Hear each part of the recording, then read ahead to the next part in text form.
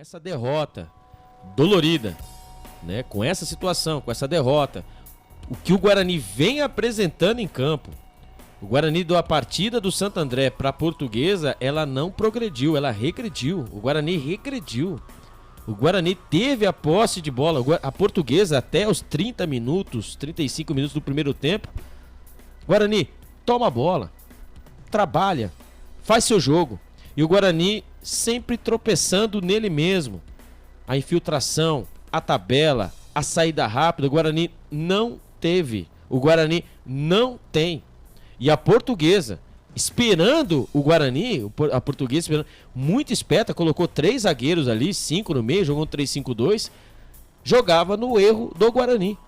E o Guarani tinha posse de bola e não dava a chance do erro, do acerto da Portuguesa.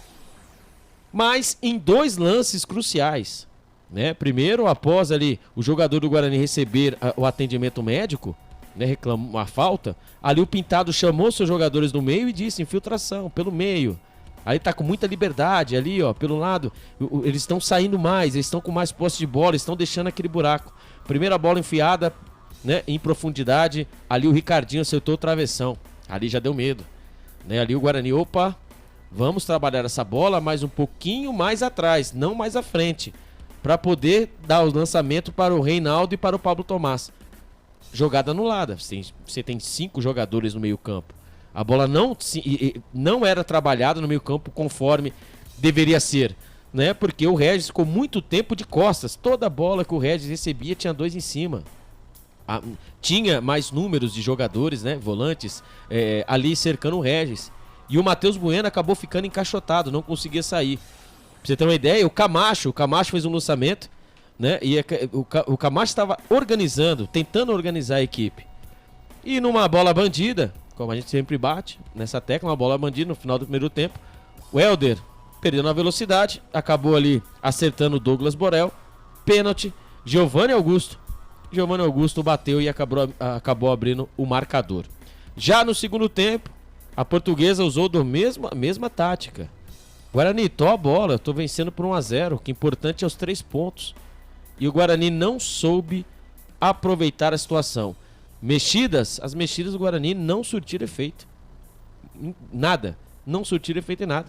E o Guarani está agonizando, né, nesse Campeonato Paulista com apenas 5 pontos. Né? Hoje, se o campeonato terminasse hoje, o Guarani seria rebaixado para a Série A2 do Campeonato Paulista. O Guarani ficou um tempo muito grande na Série A2, né, na época tentando se reestruturar. E o Guarani com essa derrota, né, tem depois 3 partidas em casa contra o São Paulo. São Paulo que foi campeão agora recentemente.